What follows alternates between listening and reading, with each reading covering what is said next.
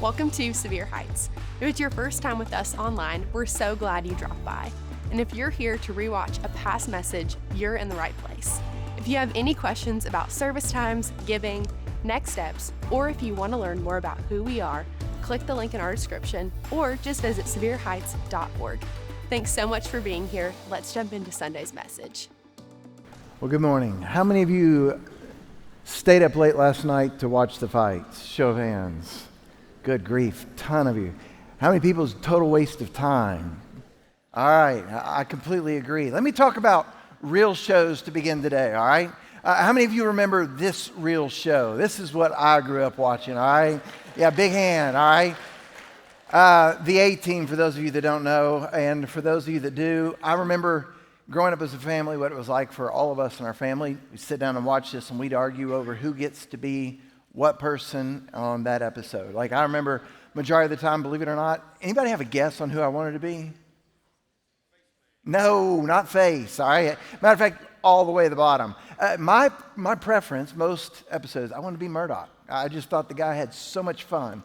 But it was Murdoch, you had B.A., you had Hannibal, and then Face Man. And one of the things about this is honestly what you see in a lot of movies and what you see in a lot of series. It's a team that gets together to accomplish something significant. You think about movies, you think about series in particular, there is typically a team effort, and everybody in the team has these different specialties, but at the end of the day, everyone contributes.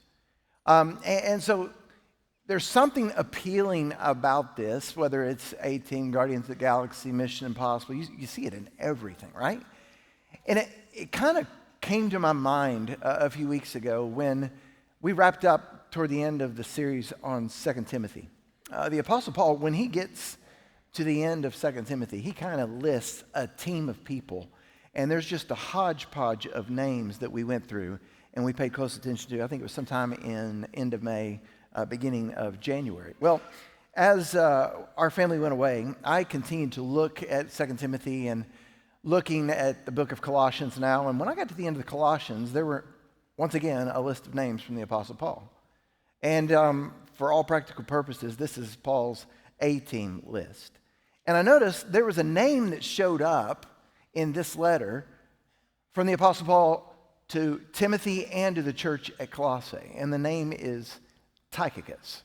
Now, when you see this name, I may call it Tychicus, I may call it Tychicus. When I grew up, my name is Timothy. I hoped people would call me Tim or Timmy, but we had some pastor friends that would call me Timotheus and Timotheus. And so I may do this guy some injustice, but we're going to talk about Tychicus today. What happens is the Apostle Paul's writing this letter, it's the letter of Colossians to the church of Colossae. And you got to understand the gist of it. The Apostle Paul takes these 3 missionary trips after the crucifixion and resurrection of Jesus, and he's going to the greatest cities across the Roman Empire. And when he gets into these new cities, he tells people about Jesus and this Jesus way of living. And individuals trust Jesus. Groups of people trust Jesus. They get baptized, and these churches get started. The Apostle Paul launches churches. And then what happens is he'll lead those churches for a little bit of time, and then he leaves those churches to go on more mission trips, to start more mission church projects. And as he's on these trips, he writes letters to the churches that he was at. And that's what we have in the New Testament, this list of different letters. And when you get to the end of the book of Colossians, the Apostle Paul lists a lot of names that if we're not careful, we think they're boring. But in light of us looking a few weeks ago at some of those names at the end of 2 Timothy, I want us to look at a name that shows up, Tychicus. And Tychicus shows up not just in 2 Timothy, but he also shows up in Colossians. And so here's what Paul has to say about Tychicus. Colossians chapter 4, verse 7. Tychicus will tell you all the news about me. Now what you're going to find out is Tychicus delivers letters for the Apostle Paul. He can tell them things that Paul doesn't write. The church at Colossae, he can tell them things that Paul doesn't write. He can kind of fill in the blanks, answer some questions, especially on Paul's current prison situation. And then Paul describes Tychicus in the second part of that verse. Look at this. He's a dear brother, a faithful minister, and a fellow servant in the Lord. That is high praise from the Apostle Paul. And this is how Tychicus is introduced to the church of Colossae. By the way, he gets more than one verse in Colossians 4. That's just the first verse. Let's read together verse 8. Paul says, I'm sending him to you for the express purpose that you may know more about our circumstances and that he may encourage your heart. So Tychicus gets 2 verses in the book of Colossians, especially chapter 4. And now if you're new to Bible study, new to church, if I were to ask you to list some of your favorite characters in Scripture, names like David, Moses, Jesus, Paul, and Peter, those names would probably show up on your list. I doubt seriously, even if you're not new to church, if you've been a follower of Jesus for a long time, and you were to list some of your favorites, I doubt the name Tychicus is going to show up on your list. We're not too familiar with him. But the crazy thing about Tychicus is he shows up in 5 of the New Testament books. 5 books talk about him. The book of Acts, the book of Ephesians, Colossians, 2 Timothy, and Titus. And each time we read about Tychicus, we're going to read about some type of specific assignment that he's on. And today, what I want us to do is, as we look at Tychicus' ministry, as his influence, there's a word that I want us to think about, and it's a word that I want us to think about hard, a word that I want you to remember. And here's the word: available. I think it's the best word that describes Tychicus. I want you to hold on to that word because this word can be encouraging, but this word can also be disrupting. Why do you say disrupting? Here's why. Because your best plans should be interruptible to God. When you and I make ourselves available to God, we open ourselves to God's movement. Sometimes it requires us to change our plans. Sometimes it requires us to cancel our plans. Meaning God speaks up and says, I want to do something new, I want to do something different, and I want you to be sensitive to this nudge, sensitive to this prompting. So what I want us to do today, as we look at the availability in Tychicus' life, I want us to look at these 3 different assignments. They're all significant. And I want to look at these 3 significant assignments in the different books of the Bible and make some observations about how it impacted his availability. Assignment number 1, the backstory. The Apostle Paul takes 3 missionary trips, and on trip number 3, toward the end, he's in an area called Thessalonica. And the Apostle Paul feels led to take up an offering of the churches in Thessalonica and the other churches as he's headed back to Jerusalem. And he's taking up an offering not for himself, but for the church at Jerusalem, because the church at Jerusalem has experienced a famine and they're going through persecution. And so he's asking for gifts, and these different churches are giving money that Paul is going to take to Jerusalem, and this is where Tychicus first gets introduced. He shows up in Acts chapter 20 for the first time. He shows up in Paul's entourage because the church decides to send Tychicus to travel with Paul and the money to Jerusalem. Acts chapter 20, verse 4. He was accompanied by Sopater, son of Pyrrhus from Berea, Aristarchus and Secundus from Thessalonica, Gaius from Derbe, Timothy also, and Tychicus and Trophimus from the province of Asia, most likely from the area of Ephesus. Tychicus makes the road trip with the Apostle Paul to provide security and accountability, a representation from these other churches. And so what we see is assignment number 1. He's dependable. Understand, just the fact that Tychicus was selected to go on this road trip tells us he's dependable. He's highly trusted in his community. And his travels, his plans for the future, whatever they were, they're now going to be disrupted because he's making himself available to God. His schedule is going to change. Keep in mind, he's not bored. He's not twiddling his thumbs, but somewhere around the corner, someone decides to tap him on the shoulder at the local church and ask him to go with Paul and travel hundreds of miles and to set aside months of his life in one window of time, which is a reminder to us. The essence of availability is the willingness to amend your plans. If you're new here, people at this church have a pattern of making themselves available to others, and they inconvenience their own plans because of their love for God and their love for you. Sometimes they make themselves available simply on a weekend. They decide to volunteer and serve in different capacities, driving golf carts in the rain, standing at doors, working preschools, serving coffee. Sometimes it's in this room with audio or video in small groups. Sometimes it's weekend trips. Sometimes it's throughout the week with camps and mission trips, Wednesday nights. Understand, people all across this church campus understand the essence of availability is the willingness to amend your plans, to come an hour earlier, to stay an hour longer, to serve as a deacon, to serve as a committee member, to go above and beyond on behalf of your love for God and your love for people. This is one of those things that makes Sevier Heights tick. And some of you today, some of you in the weeks to come are going to be nudged by God to make yourself available to serve. And the question is, will you be dependable? Will you be willing to change your plans? Well, that's exactly what happens to Tychicus in assignment number 1. And here's what happens. He makes the road trip with the Apostle Paul, shows up in Jerusalem, and he stays there with the Apostle Paul for a while. You can imagine they put a lot of mileage together on that trip, and a lot of it was in tight spaces. So much so that Tychicus and Paul and Tychicus understood each other's mannerisms. They had memories together, which means it's going to set Tychicus up perfectly for assignment number 2. Assignment number 2, while in Jerusalem, the Apostle Paul gets arrested and he's shipped back to Rome. Now, while in Rome at this season, it's kind of a house arrest, meaning the Apostle Paul is chained to a Roman guard. He can have guests periodically, but he's waiting on his court date. While he's in prison, chained to a guard, the Apostle Paul spends a lot of time doing what he's always done before. He continues to write letters to the churches. And periodically, he's got friends that come and visit to deliver those letters. By the way, in our Bible, the section of letters that Paul writes while in prison are called the prison epistles. Now, here's what's interesting. Tychicus delivers 3 of them. One to a guy named Philemon, another to the church at Ephesus, and one more to the church at Colossae. At the end of the book of Ephesians, the Apostle Paul says this about Tychicus.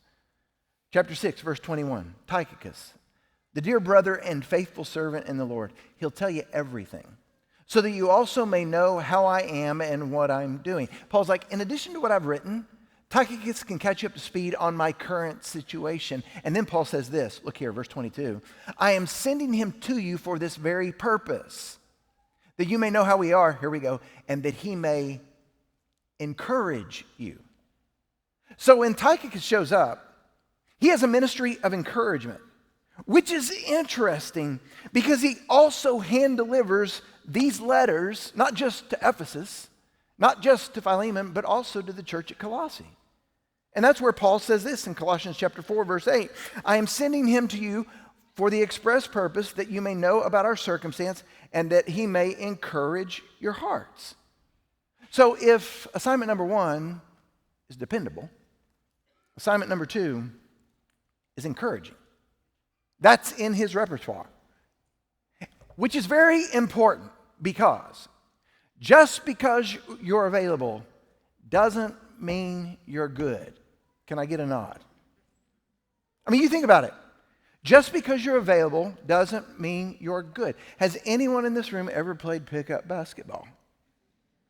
All right? I remember this scene from Along Came Polly, right? 2004. If you haven't seen it, go see it. It's great. Terrible at basketball. One of them's constantly saying, I'm open, I'm open, I'm open. All of us in this room know what that's like, right? If you've played pickup basketball, you're like, there is a reason you're open. You are not good. That's the gist of it, right? Understand, we all know just because you're available doesn't mean you're good. So can you imagine Tychicus? I can travel, I can make the trip, I've got the flexibility. And they're like, yeah, I don't know if you're going. That's why Paul lets us know, no, this dude's good. Tychicus is a specialist in providing encouragement. Paul says it again and again. He didn't simply deliver the letters for Paul and then leave. No, he's got a gift, and he's got the capability. I want us to think about that word, encouragement. You look at it closely, you see a word right there in the middle, courage. And I bet you can relate. Consider this. often when people go through difficult seasons, it's easy to lose courage and live in fear. And thankfully, there are people like Tychicus. Some of our friends, some of you have this skill set. The ability to step into our lives and re-courage us. I want to talk about this word for a minute because I think this it should be a major area of growth for all of us in this room. Because I believe there are times when we see a friend that's struggling, a friend that's going through difficult seasons, some circumstance, and we are stumped. We run into them, we don't know what to say, we don't know what to do, and consequently, we don't do much of anything. Sometimes many of us in this room think, I really don't have enough to say. I don't know if I'm qualified in this area. Understand this, we're all more qualified than we think to speak into someone's season of discouragement. As a follower of Jesus, I guarantee you've been through some letdowns. You've been through some depression, some discouragement, some disappointment. Understand, the question should be asked, okay, as a follower of Jesus, when I have a friend that's going through difficult times and they're discouraged, if I want to re-courage them, what are things that any follower of Jesus should know and should be able to say to someone in need of encouragement? And here's two things. Simply put, life is challenging and God can be trusted. I mean, you think about that. Look at those statements. They acknowledge life can get messy. Marriages can get messy. Jobs can get messy. Parenting can get messy. Health can get messy. Depression can get messy. But in those messy moments, God can be trusted. And by the way, if you've ever been in one of those messy moments and someone just flippantly came across your schedule and they gave you some quick advice, has it ever bothered you that they gave you advice in a way that just didn't seem to resonate? It's almost like they say, well, you just need to trust God, right? And your response is, well, you just aren't very helpful. Because we get so frustrated. Let me tell you the reason we get frustrated. Sometimes our defenses go up because it doesn't feel like they've acknowledged the difficulty of our situation. And so they say, just trust God. But there's something to be said about acknowledging the difficult season, the difficult circumstance, the difficult situation that someone is in first, and then you tell them to trust God. But on behalf of the person that still says it flippantly, I hate to tell you this, guess what? They're still right. But it's a reminder for us. If we're going to be like Tychicus and be a real encouragement to people, it's good to be empathetic. It's good to acknowledge you're in a very difficult season. Like, I know what you're going through. I watch it. But understand, even in this season, you can trust God. And don't just be empathetic. In addition to being empathetic toward the person, you've got to be willing to believe it yourself. So like when you go through your own dark seasons, life is messy, and God can be trusted. By the way, here's another thing about encouragement. Have you ever noticed that when people are going through difficult seasons, I've been there, we always ask a question similar to this. Ready? How can I get this to go away? You ever heard anyone ask that? Maybe your kids ask that? Mom, Dad, how can I just get this to change? A high school student, a college student, mid-married, senior adults, whether it's on behalf of a marriage, how can I get it to change? A job, your health, how can I get this to change? If we are going to be encouragers to people like this, understand, we address that issue, how can I get this to go away? By, as a follower of Jesus, taking that question that they're asking and raising the bar. If we're going to provide encouragement, we change the question and ask it this way. You ought to ask, how can I trust God like never before because of this situation? Because the truth is, the greatest change may not be your circumstance. It may be your trust in God.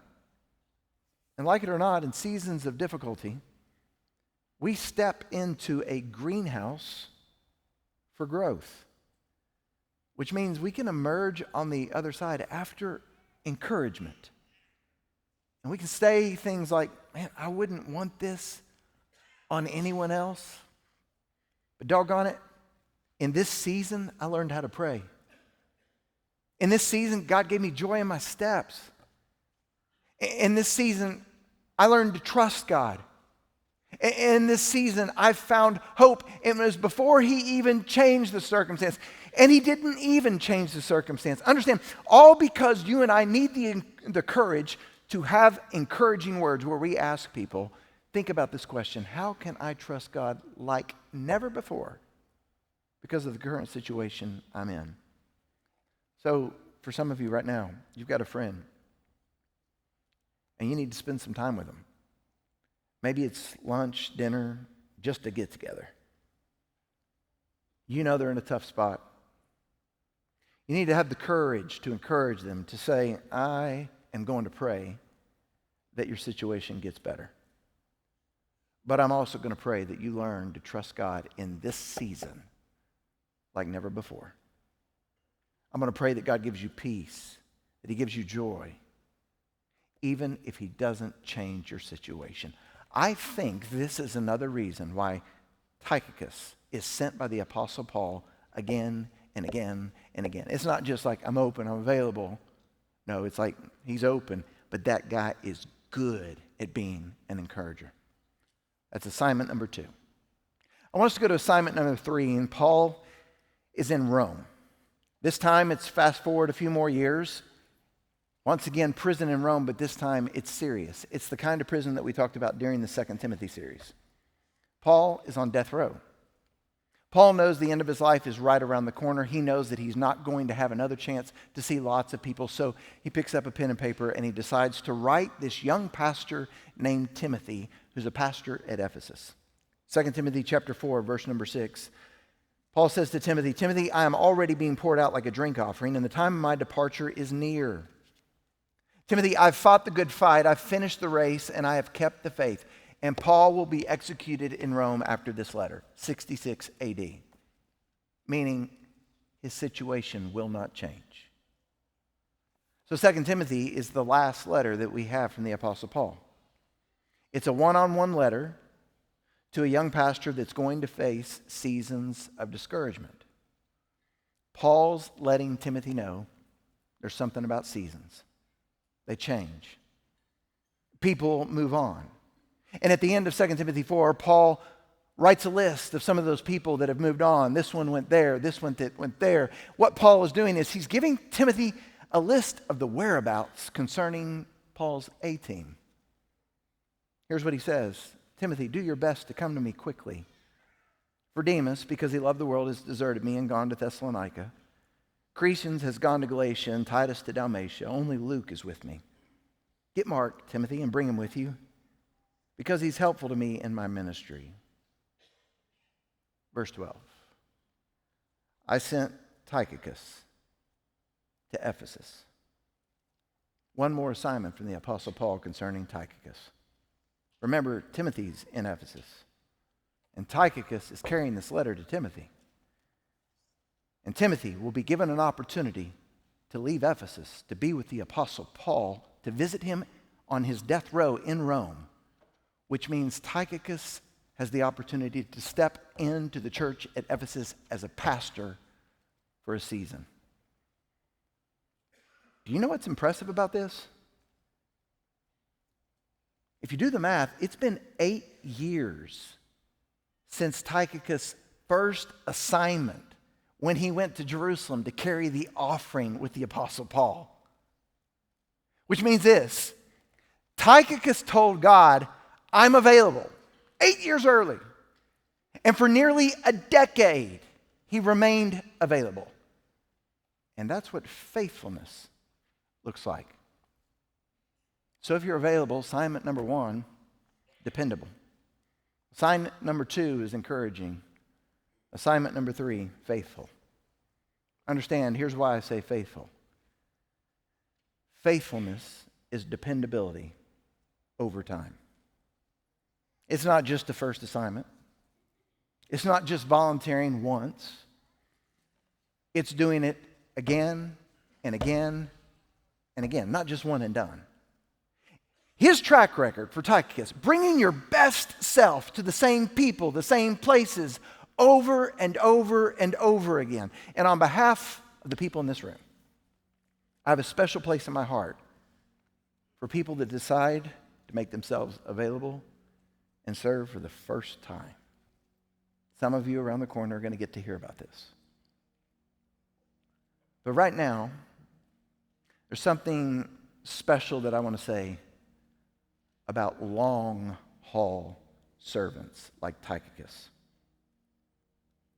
What they do isn't measured on a weekend. It isn't measured in a week. It's not measured for a series of weeks or months. But in all seriousness, these types of leaders, they serve well for a decade. And it all goes back to being available. Before this church, before Tychicus and Paul, there was this Old Testament prophet. His name's Isaiah. He had a vision from God, and he jotted down the details. And I want to read his words. Then I heard the voice of the Lord saying, "Whom shall I send? Who will go for us on behalf of a nation, on behalf of a city, on behalf of a school, on behalf of a campus, on behalf of a family? Whom shall I send, and who will go for us?" Isaiah's response, "And I said, here am I. Send me." I'm telling you, that prayer can change your life. It's changed mine. It's changed Doug's. It's changed the lives of so many. Moving forward, what does it look like? Well, by God's grace, we serve at a church with a phenomenal staff of people, men and women, called by God, making themselves available. They're rock stars. Men and women here that are already dependable, like Tychicus. Men and women here that are already, you think about it, encouraging faces that you already knew, some that you're starting to see, like Stephen Ward just a couple weeks ago. You guys won't shut up about how great that was. We agree. Other men that have proven themselves and women over time to be dependable. That's why they're faithful. And as we move ahead, you'll see shifts in responsibilities, more opportunities. And we have people on the horizon. They're going to come and be a part. But it all starts, I'm telling you, with the willingness to say, here am I. Send me. Because part of this big issue of being available is your willingness to understand that you got to be dependable, you need to be encouraging, and you got to be faithful, dependable for the long haul. And at the end of the day, don't forget this. A heart open to God is a heart open to change. Let's pray together. God, thank you so much for this day. Thank you for the way that you speak. We're privileged to be in each other's company today, and we get to hear your voice. Thank you for the way that you speak through the Apostle Paul and through one of these heroes of the faith named Tychicus, a man that, as we look at all those assignments, he's available. He was dependable, encouraging, and that dependability turned into faithfulness because it was faithfulness for the long haul. God, there's so much at stake in this room, and marriages and students and relationships, if we're just willing to say, here am I, send me. God, I pray that you would have your way in the hearts of every person in this room. And I pray this today in Jesus' name. Sing together. I am an instrument of exaltation, and I was born to lift your name above all names. You hear the melody of all creation, but there's a song of praise that only I can bring. else is worthy? Who else is worthy? There is no one, only you, Jesus. Who else is worthy? Who else is worthy? There is no one, only you, Jesus. You are the infinite God of the ages. Yeah, you chose to make my heart your dwelling place. You